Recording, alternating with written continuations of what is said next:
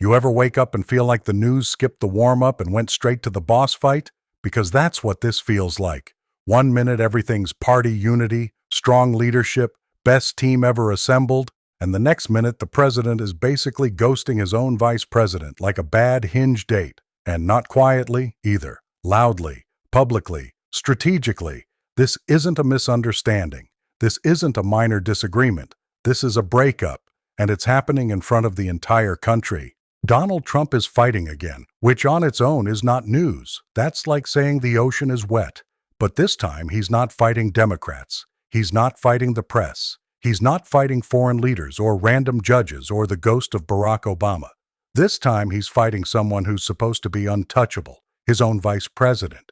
And the fact that he's willing to do that tells you everything you need to know about how chaotic things have become inside the Republican Party.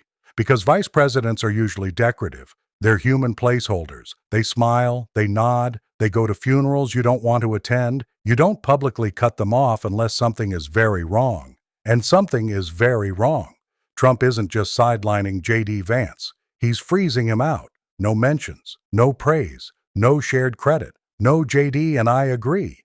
Just silence. And in Trump speak, silence is a threat. This isn't about policy nuance. This isn't about a wonky disagreement buried in briefing papers. This is about power and loyalty and fear. And the flashpoint is war. Specifically, Trump's increasingly erratic posture toward Iran, which looks less like strategy and more like someone playing foreign policy Mad Libs. One day it's, they called us. The next day it's, we might act first. And in between there's no plan, no clarity, no explanation. Just vibes. Aggressive vibes.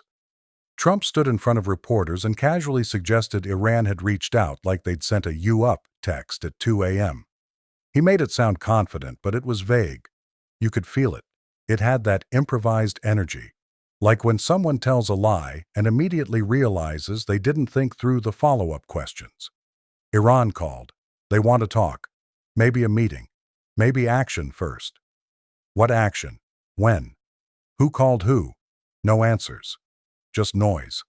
And that noise matters because you can't threaten military action while pretending diplomacy is happening without freaking out literally everyone. Allies hear it. Markets hear it. Military planners hear it. And inside the White House, people hear it too. Especially the vice president, who built his entire political brand around one very specific promise: no new wars. That wasn't a footnote. That was the slogan. That was the selling point. J.D. Vance didn't just casually oppose wars.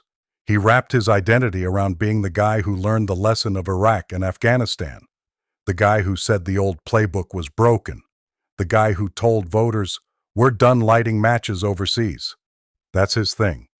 And now Trump is walking straight toward a matchbook, smiling. So inside the West Wing, this didn't land as some abstract philosophical debate.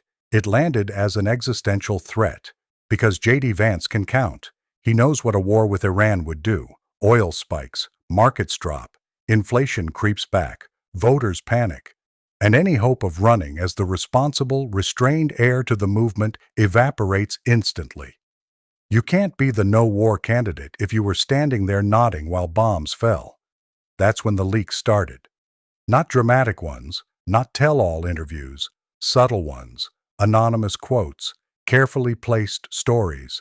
Suddenly there are headlines saying the vice president urged caution.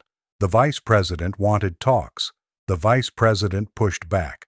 That doesn't happen by accident. That's narrative positioning. That's someone creating daylight between himself and the chaos. And Trump hates daylight. He demands total loyalty, total alignment, total absorption into his reality. You don't quietly distance yourself from Trump. That's worse than open rebellion. Because rebellion you can attack. Distance makes you look like the problem, like the weak link, like dead weight. Trump's loyalists see it that way. To them, Vance isn't being prudent. He's being disloyal. He's not safeguarding the country. He's safeguarding his resume. And in Trump's world, that's unforgivable. Because Trump doesn't think in terms of future elections. He thinks in terms of dominance right now. He wants to look strong today. He wants applause today. He wants headlines today. Consequences are for later, preferably for someone else. That's why this isn't just about Iran, it's about control. Trump doesn't see Vance as a future leader. He sees him as a subordinate who's starting to think independently. And the moment Trump senses that, the relationship is over. We've seen this movie before.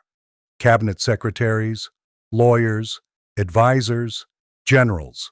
All of them think loyalty will protect them. It never does. Loyalty just delays the fallout. J.D. Vance is realizing that in real time. And instead of waiting to be crushed publicly, he's trying to manage the damage quietly. He's not attacking Trump. He's letting the story speak for him. That's a survival move. And Trump knows it. That's why the split is accelerating. Because Trump doesn't forgive people who plan their exits while standing next to him. Look at how this plays politically. That Wall Street Journal story didn't drop out of nowhere. Trump considering strikes, Vance urging diplomacy. That framing does three things at once. It paints Trump as reckless. It paints Vance as reasonable. And it creates a paper trail. So when donors or voters ask later, "Where were you when this happened?" Vance can say, "I tried to stop it." That's not defiance. That's insurance. And Trump sees it as betrayal. Because in Trump's mind, you don't get insurance against him. You sink with the ship and clap while it's going down. That's the deal. The shift in tone tells the whole story. Trump used to praise Vance, mention him, include him. Now there's nothing. And silence from Trump is never neutral. It's the warning phase. First, he stops acknowledging you. Then he isolates you. Then he blames you. Vance is somewhere between step 1 and step 2. And Republicans are watching this unfold with growing anxiety because it's happening at the worst possible moment. The House majority is fragile. The Senate is shaky. Midterms are coming. Donors are nervous. Markets are jumpy. And instead of consolidating power, Trump is lighting new fires. With Congress, with the Fed, with institutions that require stability, and now with his own vice president. That's not leadership. That's unraveling.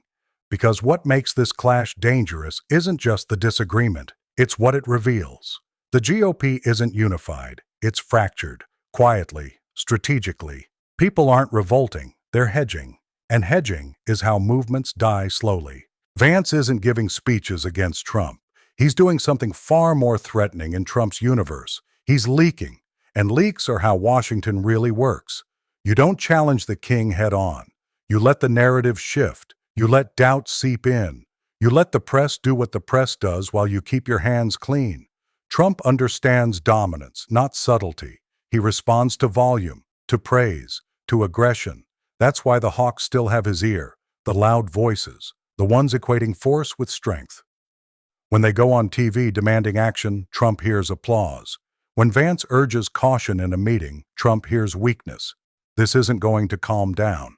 It's going to get worse. Because the more Vance pulls back, the more Trump feels challenged. And the more Trump feels challenged, the more he escalates. That's the cycle. Humiliation, exclusion, blame.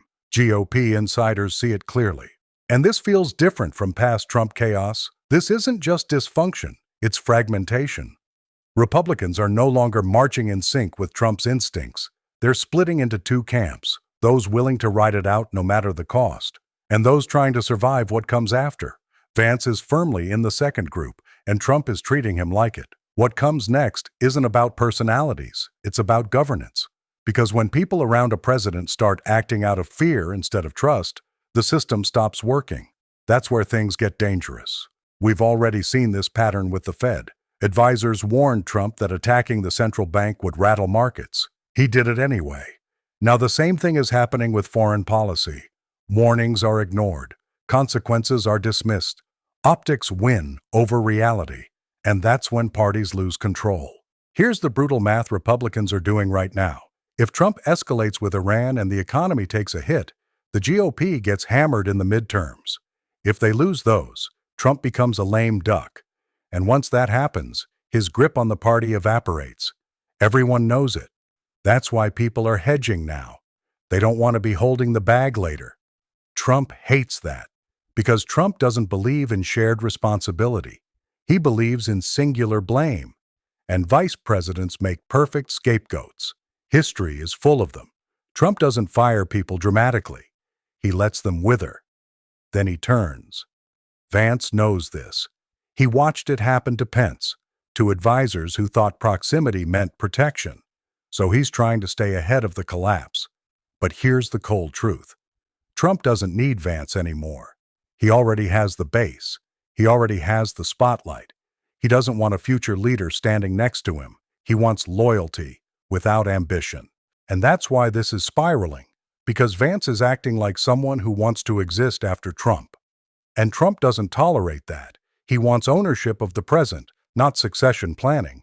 The rest of the party sees it. They're nervous, because if Trump is willing to sideline his own vice president for preferring diplomacy, what does that say about anyone else who dares to question him?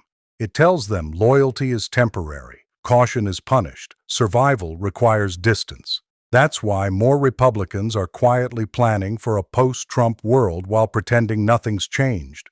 Leaks, procedural delays, careful language, all the signs are there. This isn't a revolt, it's an internal Cold War.